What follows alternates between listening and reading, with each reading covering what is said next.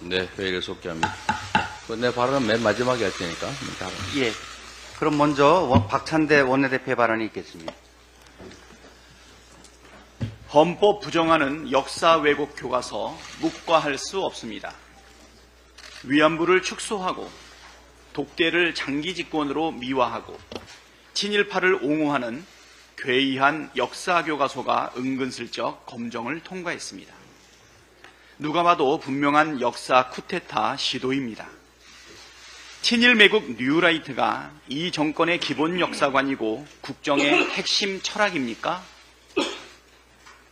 헌법을 부정하는 것은 대한민국의 정체성과 정통성을 부정하는 것이고 그런 행위를 일컬어 매국이라고 합니다. 매국 행위를 하는 자를 매국노라고 합니다.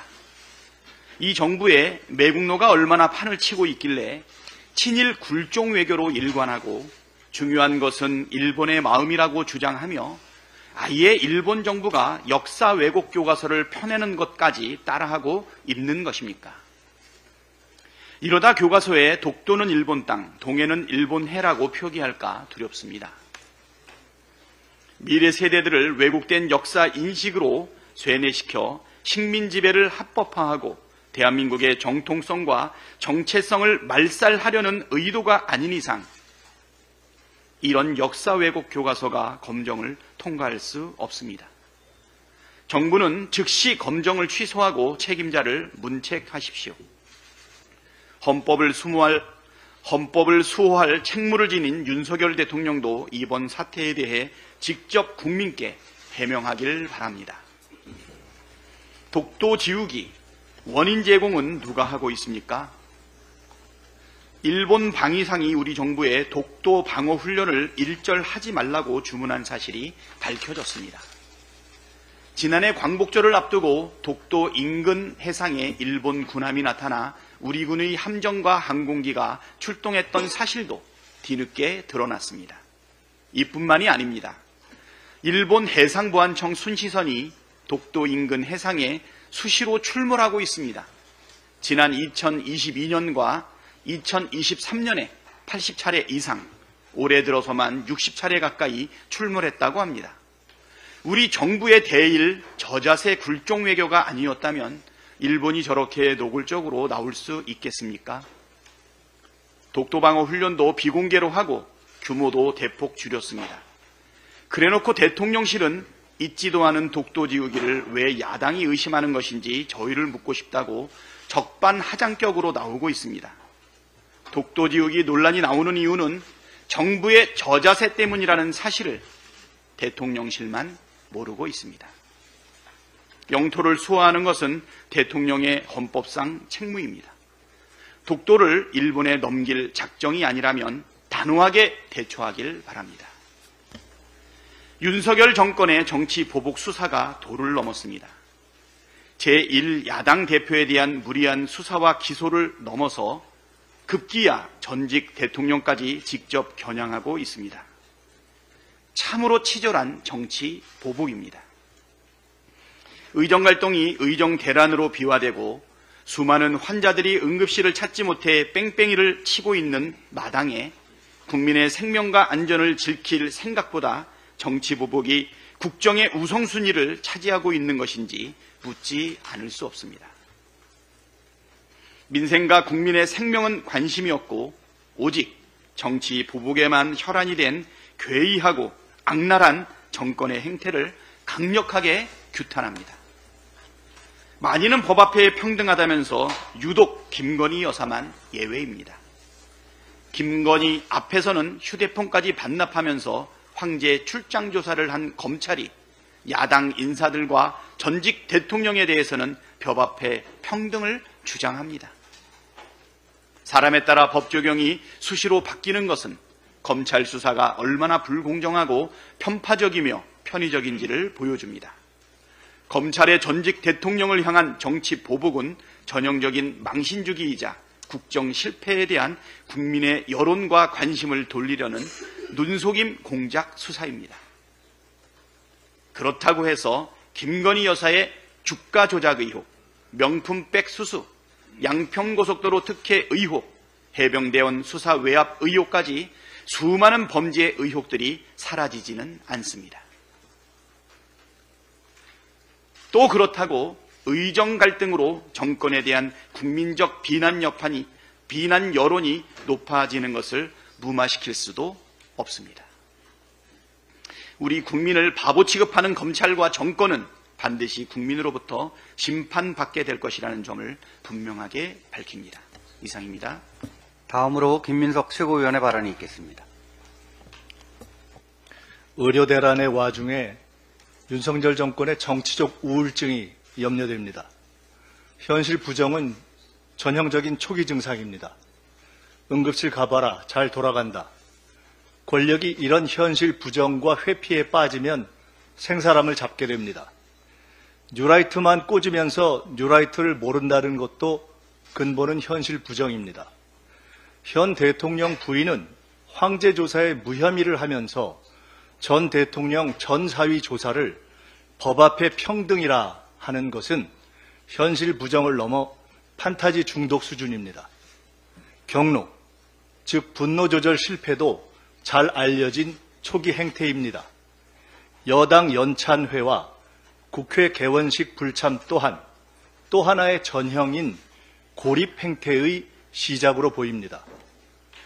멀쩡한 줄 알았던 교육부 장관까지 나서서 6개월만 버티면 이긴다니 정권 전반에 전염이 시작된 모양입니다. 정치적이든 심리적이든 정권이든 개인이든 우울증의 극단은 자기 파괴입니다. 오죽하면 국민이 계엄령을 걱정하겠습니까?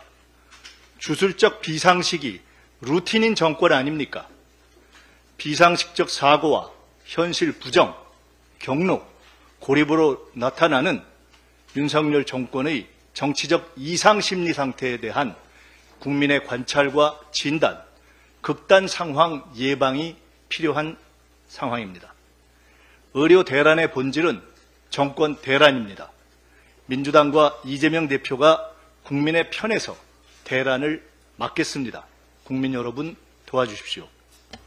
계엄 문제에 대해서는 오늘 국방장관 인사청문회에서 기초적 쟁점을 다루겠습니다. 다음으로 전현희 최고위원의 발언이 있겠습니다.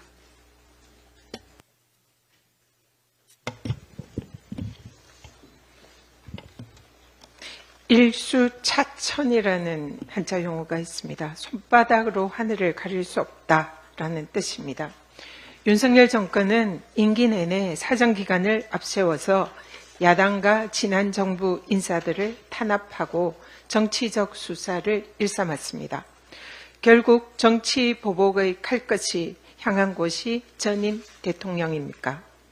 불과 며칠 전에 윤석열 대통령은 국정 브리핑을 통해서 민생 현안에 집중하겠다라고 밝혔습니다.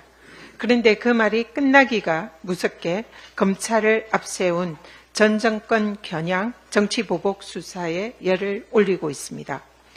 민생 파탄, 경제 폭망, 의료 대란에 이어서 검찰의 김건희 여사 무혐의 면죄부 수사로 대통령 지지율이 20% 초반대로 주저앉았습니다.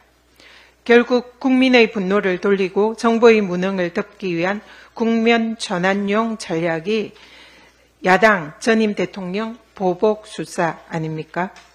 정치검찰을 동원한 전임 대통령과 가족에 대한 망신 주기, 야당 죽이기, 정치 보복 수사로 윤석열 정권의 지지율 폭락 국면을 전환할 수 있다라고 생각하면 큰 오산입니다.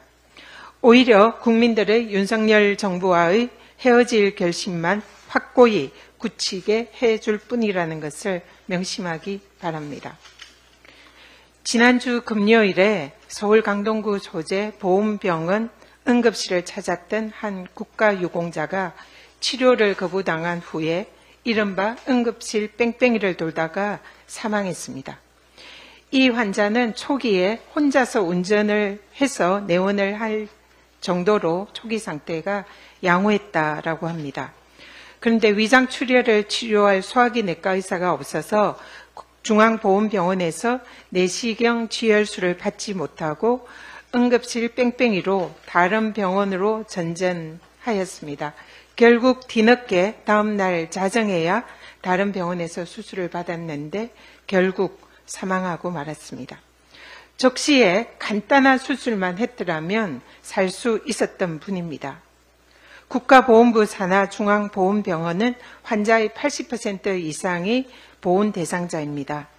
최근 100명 전공의 중에 8명만 남아있는 참담한 상황입니다. 나라를 위해 헌신했던 국가유공자들의 생명과 건강마저 국가가 지켜주지 못하고 있습니다. 근데 문제는 의료대란으로 제때에 치료받지 못해서 사망하거나 중증에 이르는 환자들의 숫자와 실태 파악이 전혀 되지 않고 있습니다. 환자의 사망 추계는 5월까지만 통계청이 자료를 내놓고 있습니다. 통계청은 의료 대란이 가시화된 6월부터 현재까지 추가 사망률의 추계를 취합해서 당장 발표하시기 바랍니다. 어제 민주당에서 의료 대란에 대해서 정부 정책 실패에 대한 대통령의 사과, 책임자 문책, 이해관계자들이 참여하는 국회 논의기구의 필요성을 제안을 했지만 용산의 눈치만 보는 국힘은 묵묵부답하고 있습니다. 참으로 안타까운 일입니다. 윤석열 대통령은 국민들의 생명을 담보로 한 의료 대란이 곧 정상화될 것이다 라는 국민 눈속임을 더 이상 하지 마시기 바랍니다.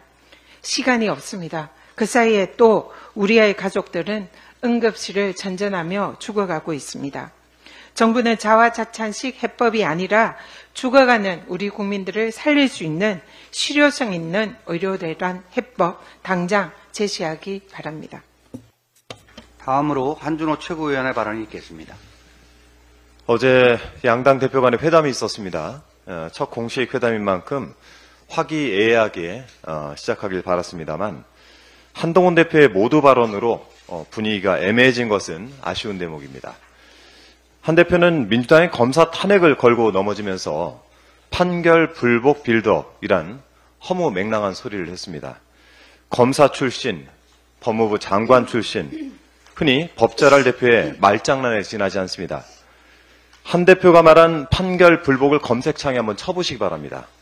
판결에 대해 불복할 경우 상급 법원에 상소를 제기할 수 있다는 내용의 대법원 홈페이지가 가장 먼저 뜹니다.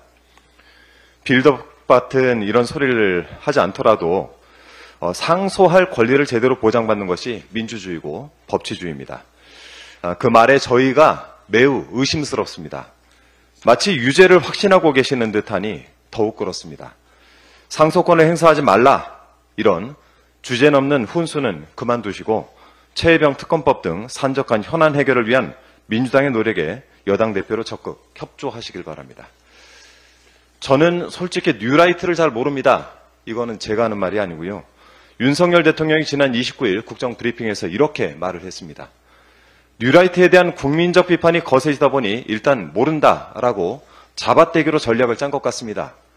27일 운영위원회 전체회의에서 김태효 국가안보실 1차장이 대통령은 뉴라이트라는 의미를 정확히 모를 정도라고 주장을 했고 그로부터 이틀 뒤 대통령은 정말 모르쇠로 일관을 한 겁니다. 뉴라이트가 뭔지도 모르는데 나라의 요직에 뉴라이트 친일 매국 인사들을 빼곡하게 채워넣은 것입니다. 뉴라이트 정말 모르십니까? 내일 인사청문회를 앞두고 있는 안창호 국가인권위원장 후보자만 해도 그렇습니다. 대한민국은 1948년 한반도에서 주권이 국민에게 있는 민주공화국으로 탄생했다. 2019년 8월 23일 안창호 후보자가 기고한 컬럼의 첫 문장입니다. 대한민국 임시정부 존중한다. 그러나 식민지 상황에서 국가 기능을 완전하게 수행할 수 없었기에 건국의 완성으로 볼 수는 없다. 이번 인사청문회 서면 답변서의 내용입니다. 구구절절 완벽한 뉴라이트의 주장입니다. 뉴라이트를 모른다는 대통령에게 뉴라이트를 공부할 교과서로 안창호 후보자의 어록을 보내주고 싶을 정도입니다. 이쯤 되면 뉴라이트는 윤석열 정권의 고위공직자가 기본적으로 갖춰야 할 덕목이자 소양이 된 것 같습니다. 왜곡된 역사관을 지닌 인물이 국민의 인권과 존엄을 어떻게 지켜낼지 걱정입니다. 민주당은 안창호 후보자를 철저히 검증하고 뉴라이트 친일 매국 세력이 이 땅에 득세하지 못하도록 지켜내겠습니다. 안창호 후보자 이야기가 나온 김에 한 말씀만 더 드리겠습니다. 안 후보자는 사무장 병원 그리고 면허 대여 약국 허용 여부에 대해서 검토의 여지가 있다는 입장을 밝혔다고 합니다. 의사나 약사관인 사람이 타인의 면허를 빌려서 병원이나 약국을 운영하는 것은 불법입니다. 단순히 직업선택의 자유 때문에 합법화를 검토할 수 있는 사안이 아닙니다. 윤석열 정권의 일방폭주로 의료계가 가뜩이나 들끓고 있는데 불난 집에 기름을 들이붓는 격입니다. 저는 안창호 후보자 이런 발상을 접하자마자 한 사람이 떠올랐습니다. 불법 사무장 요양병원에 투자해서 의료법인 공동이사장이 되었던 사람, 이를 통해서 요양급여 22억 원을 부정수급한 혐의로 재판을 받았던 사람, 바로 윤석열 대통령의 장모 김건희 여사의 모친입니다. 국민의 인권과 존엄을 지키는 것은 숭고한 일입니다. 그렇다고 대통령 장모의 직업선택의 자유까지 지켜주기 위해서 불법을 합법화하는 불상사는 없기를 바랍니다. 이상입니다. 다음으로 김병주 최고위원의 발언이 있겠습니다. 네, 오늘 오후 22대 국회 개원식이 있습니다. 그런데 윤 대통령은 불참한다고 합니다. 87년 민주화 이후에 대통령이 불참한 것은 처음 있는 일입니다. 이는 명백히 국회를 무시하는 것이고 국민을 무시하는 처사입니다. 아주 매우 유감스럽습니다. 최근 일본 방위당국이 한미일 협력을 빌미로 독도 영유권 주장을 강화하고 있습니다. 매우 우려스럽습니다. 일본 방위성은 최근 국방부에 독도 방어 훈련을 일절하지 말 것을 강력하게 요구한 것으로 전해졌습니다. 독도 방어 훈련 시행 다음 날인 지난 8월 22일 주일 국방부관을 통해 전달됐다고 합니다. 이러한 요구는 우리의 주권을 침해하는 행위입니다. 결코 용납할 수 없는 행위입니다. 일본의 이러한 형태를 강력히 규탄합니다. 한일 관계 개선을 넘어 숭일에 가까운 태도를 취하고 있는 윤석열 정부의 각별한 노력에도 불구하고 일본은 이처럼 우리 독도에 대한 영토적 야심을 계속 드러내고 있습니다. 앞서 일본 방위성은 2024년판 방위백서와 어린이용 방위백서의 독도와 동해를 다케시마와 일본해로 표기했습니다. 일본 기상청도 지난주 8월 30일 자국 내 태풍특보 지역을 알릴 때 독도를 포함시켰습니다. 이런 사항에서 내년 국제 관함식에 우길기 형상의 자위대 함대기를 단 일본 함정이 한국을 찾을 것으로 보입니다. 국제 관례에 따라서 예정대로 강행하겠다는 게 우리 정부의 입장입니다. 도대체 어느 나라 정부인지 이해하기 어렵습니다. 민주당은 결코 이를 자시하지 않을 것입니다. 독도는 역사적, 지리적, 국제법적으로 명백한 대한민국의 영토입니다. 정부 차원의 강력한 대응이 필요합니다. 윤석열 정권은 독도 지우기도 모자라 역사 지우기까지 자행하고 있습니다. 내년부터 고등학교에 사용할 한 역사 교과서에서 이승만, 박정희 전 대통령의 공은 부각하고 일본군 위안부 문제는 축소했습니다. 예를 들어 이승만 전 대통령이 1946년 남한 단독 정부를 주장한 이른바 정읍 발언을 수록했습니다. 이는 이승만 정부의 단독 정부론이 불가피했다는 점과 장기 집권을 할 수밖에 없었던 이유를 납득시키려는 의도라는 게 여러 역사학계의 평가입니다. 그러면서 이승만 전 대통령의 독립운동 자금 유용이나 대미 위임 통치 건의 논란은 기술하지 않았습니다. 박정희 정부의 유신체제에 대해서는 평화 통일을 위해 불가피한 측면이 있었다는 취지로 표현해 정당화했습니다. 일본군 위안부 문제와 관련해서는 본문에 단 한 줄만 수록했습니다. 특히 교과서는 청소년 역사 교육에 장기적이고 지속적인 영향을 미칩니다. 특정 인물이나 사건을 부각하고 축소하는 왜곡이 있어서는 절대 안 되겠습니다. 논란이 된 교과서에 대해서는 그 내용을 철저히 검증하고 즉각 개선할 것을 촉구합니다. 이상입니다. 다음으로 이현주 최고위원의 발언이 있겠습니다. 네, 오늘 윤석열 대통령께서 국회 개원식에 87년 민주화 이후 처음으로 불참한다고 합니다. 국회 정상화를 주장을 하시는데요.